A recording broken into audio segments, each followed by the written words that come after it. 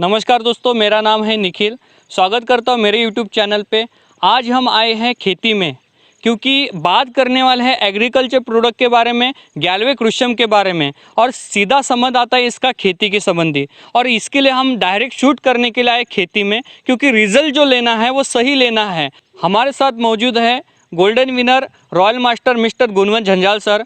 हम आज दोनों मिलके खेती के प्रति और पुराने की ज़माने की खेती किस तरह से की जाती है, नई ज़माने की खेती किस तरह से हमें करना है, क्योंकि हमें पुरानी बंजर ज़मीन को आज फिर से हरी भरी करना है। जो पोषण तत्व नमी पुराने ज़मीन में ख़त्म हो चुकी है उसको फिर से लाना है, जिसके लिए हम सबसे पहले जानते हैं कि एग्रीकल्चर की फार्मिंग की पुरानी स्थिति क्या हुई थी और हमारे ज़मीन किस तरह से बंजर हो गई, रासायनिक खेती हमारे ज़मीन में किस तरह से छिड़काव हो गया। इसके लिए जानते हैं गुणवंत झंझाल जी से कि पुरानी खेती और नई खेती में अंतर क्या है और पुरानी खेती किस तरह से की जाती थी।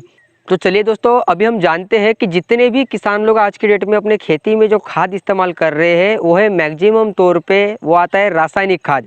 लेकिन जानते हैं कि रासायनिक खाद की निर्मित कहाँ से हुआ, आया कहाँ से। जैसे कि आपको भी पता है कि कोई भी किसान जब खेती में खेती किया करता था, जैसे कि हमारे दादा लोग, हमारे परदादा लोग, वो जब खेती किया करते थे तो वो हमारे ज़मीन में एक बोई भी, एक दाना भी केमिकल का नहीं डालते थे। लेकिन वो जो भी खेती करते थे वो पूरी तरीके से नेचुरली तरीके से होती थी। वो करते किस तरीके से थे, जैसे कि मान के चलिए मेरा ये 1 एकड़ का खेत है, तो इसके 2 पोर्शन बनाए जाते थे। एक तरफ में घर का कूड़ा कचरा डाला जाता था, घर की गोबर डाली जाती थी, तो एक तरफ में जो था वो फसल लगाई जाती थी। तो इससे होता क्या था, एक तरीके की लेन देन की खेती हुआ करती थी।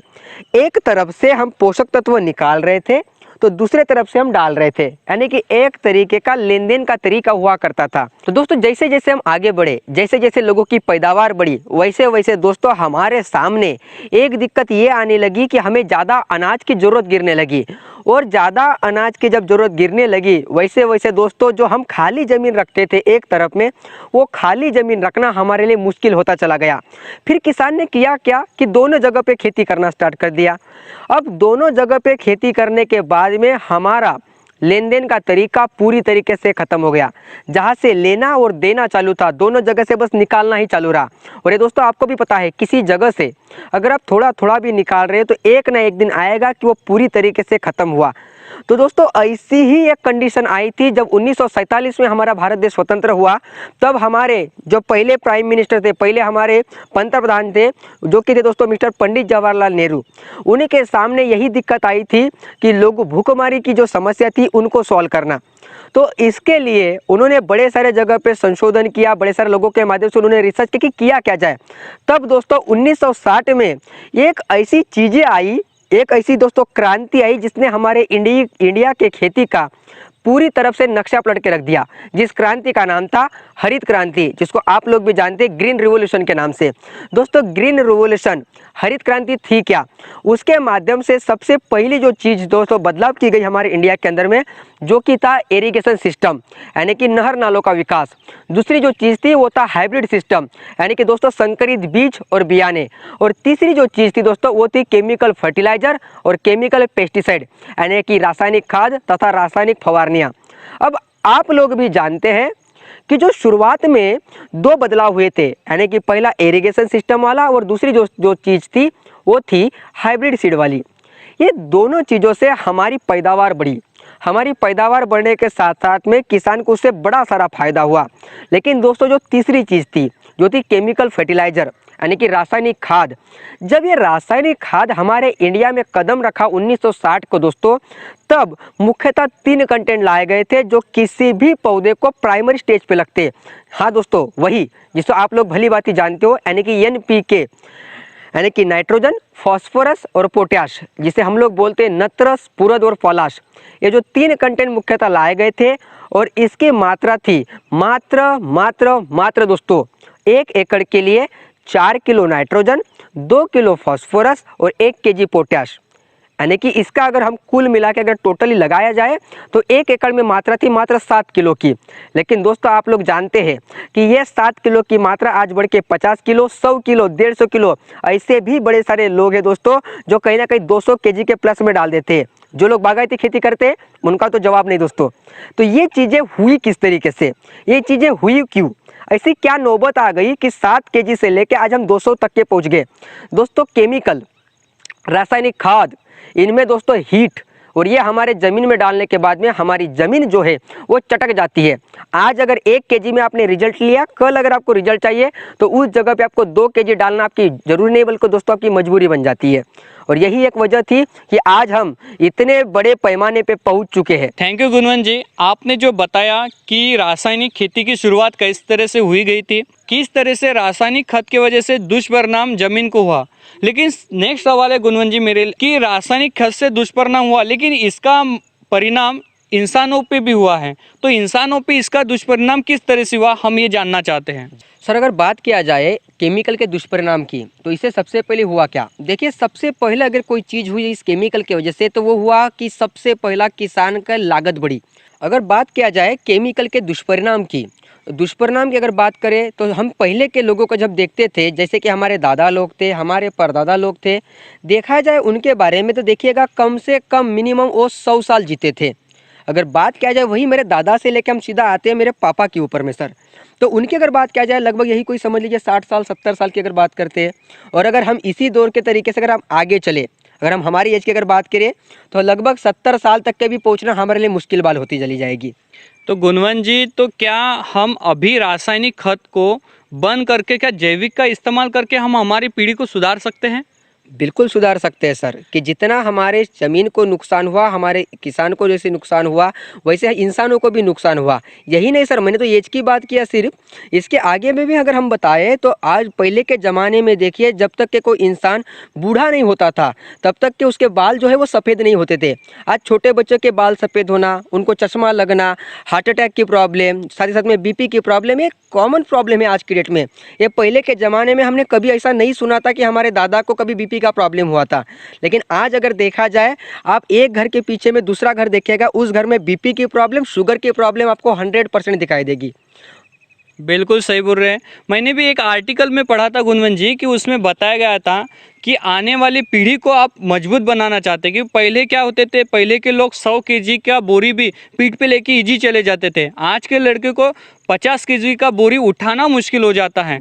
आज की पीढ़ी की इम्यूनिटी अगर स्ट्रांग करनी है, बच्चों को सक्षम बनाना है, आज हमारी इंडिया में पूरे जग में जो वायरस ने असर किया, कोरोना वायरस जो दौर चल रहा है, और इस दौर में बहुत ज़्यादा लोग बहुत फास्ट तरीके से संक्रमित होते हैं। इसका कारण है कि रोग प्रतिकार शक्ति इंसान की बहुत ही कम हो चुकी है, और इसको बढ़ाना है तो हमें नेचुरल खाना खाना बहुत ज़रूरी है। आज अगर हम देखते हैं कि पालक की सब्जी भी लेते हैं तो उसमें जितनी मात्रा में आयरन होना चाहिए उतनी मात्रा में होता नहीं, क्योंकि रासायनिक खाद की वजह से वो बड़ा तो बन जाता है, उसको बीज भी नहीं आते हैं। पहले की जो पालक थी उसको बीज आते थे। करेला का पकड़ लो या किसी भी फल का पकड़ लो, उसी तरीके से है। आज हम जब बाजार से वाटर लेमन लेते हैं, जिसको तरबूज भी कहा जाता है, मराठी में कलिंगड़ भी कहा जाता है, अगर उसको लेते तो उसका साइज इतना बड़ा होता है, और हम ओरिजिनल को देखा जाए तो उसका गोल का साइज इतना ही होता है। उसको इंजेक्शन देके बड़ा किया जाता, उसमें केमिकल भर के बड़ा किया जाता है। तो आज हम जो भी फल फ्रूट खा रहे हैं, सब्जियां खा रहे हैं, वो केमिकल की खा रहे हैं, और इसको ही हमें बदलाव करना है। तो गुणवंत जी, मेरे आपके लिए एक सवाल है कि जो इंसान की प्रकृति खराब हुई, क्या उसी तरीके से ज़मीन की भी प्रकृति खराब हुई है? बिल्कुल सर, अब ये तो हुआ हमारे इंसानों के ऊपर में। अब बात क्या, जैसे हम उसी तरीके से ज़मीन की, अगर इंसानों तक के अगर ये साइड इफेक्ट गिरा है तो ज़मीन पे तो ज़रूर गिरा होगा, क्योंकि बेस वही है सर। जैसे कि देखिए मैंने बात किया था जैसे खर्चे की, पहले के मुकाबले आज की डेट में खर्चा बहुत आ रहा है।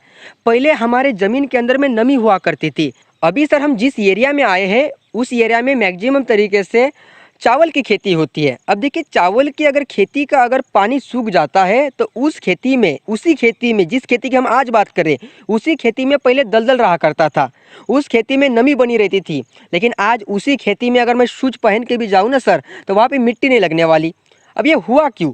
क्योंकि हमारे ज़मीन में जितने भी हमारे मित्र जुवानी हुआ करते थे, जो पूरी तरीके से नेचुरली तरीके से पला करते थे, जैसे कि केचुआ हुआ, जिसे गांडूल बोला जाता है, ह्यूमस हुआ, ऐसे बड़े सारे हमारे मित्र जुवानी हुआ करते थे। उनकी खाद यानी कि उनका भोजन जो कि गोबर की खाद, घर का कूड़ा कचरा, ये नहीं मिल पाने की वजह से वो पूरी तरीके से डेथ कर गए, या तो वो बहुत अंदर चले गए। और वो ऊपर आना भी नहीं चाहते, क्योंकि वजह एक है कि जो ऊपरी जो परत है सर वो हमने ख़राब कर रखी है। तो गुणवंत जी, अगर हम साइंटिफिकली भी इसको ज़मीन को जांचें तो क्या ज़मीन के ऊपर भी हमारा असर गिरा है केमिकल का? बिल्कुल गिरा होगा सर, क्योंकि देखिए किसी भी ज़मीन की अगर बात किया जाए उसका एक पीएच मान होता है और पीएच मान हर चीज़ का होता है। वैसे भी सेम हमारे ज़मीन का जो पीएच मान है वो चाहिए सर लगभग 6.5 से लेकर 7 तक के। अगर 6.5 से अगर कम होता है तो भी वो ज़मीन सर अम्लीय होती है, यानी कि वो वहाँ पे फसल होने के लिए वो बराबर नहीं रहती। अगर 7 के अगर ज़्यादा हुआ तो वो भी मिट्टी क्षारीय मिट्टी हो जाती है, जिसे हम सॉल्टेड सॉइल बोलते हैं। वो भी ज़मीन जो है हमारे फसल के लिए बंजर मानी जाती है। तो इसका जो पीएच मान है वो 6.5 से लेकर 7 तक के मेंटेन करना होता है। सेम उसी तरीके से जिस तरीके से सब्जी में नमक सर ना तो कम चाहिए ना तो ज़्यादा चाहिए, सेम उसी तरीके से। और ये आज कहीं ना कहीं इस केमिकल की वजह से ऊपर नीचे हो चुका है सर। थैंक यू गुणवंत जी। गुणवंत जी, अगला सवाल है, क्या अच्छी फसल के लिए ज़मीन को सुधारना जरूरी है? क्या ना सुधारे तो फिर भी ज़मीन अच्छा फसल दे सकती है? बहुत ही अच्छा सवाल पूछे सर आपने। देखिए बहुत ज़रूरी है ये चीज़ें, और यही एक प्रकार का भ्रम बैठा है किसान लोगों के इसमें। जैसे कि सर मैं आपको एक चीज़ पूछूं कि एक कोई लेडी है, एक कोई ऐसी औरत है जो पेट से है, प्रेग्नेंट है वो, और वो हमेशा बीमार रहती है। क्या आप उम्मीद कर सकते हैं कि उसका जो बेटा जो जन्म लेने वाला है वो हेल्दी पैदा होगा? बिल्कुल नहीं, क्योंकि वो तो पहले से ही कमज़ोर है। बिल्कुल सर, यहाँ तक के देखा जाए जो लेडीज जो है वो हमेशा अगर टेंशन में रहती है, अगर मान के चलिए वो कोई अगर धूम्रपान करती है, मद्यपान करती है, तो उसकी होने वाली जो संतान है वो सही तरीके से हेल्दी संतान नहीं बन सकती है। सेम इसी तरीके से अगर हमारी ज़मीन अगर सही तरीके से अगर नहीं है तो आप उससे अच्छी फसल की उम्मीद कैसे लगा कर बैठ सकते हैं? इसके लिए हमें सबसे पहले काम करना है, वो काम करना है जड़ के ऊपर में, जो उसका फाउंडेशन है, यानी कि हमारी ज़मीन, जिसको हमें सबसे पहले सुधारना पड़ेगा। और जिसके लिए सबसे पहले जो आज की डेट में हम डाल रहे हैं ना, उसको सबसे पहले छोड़ना पड़ेगा।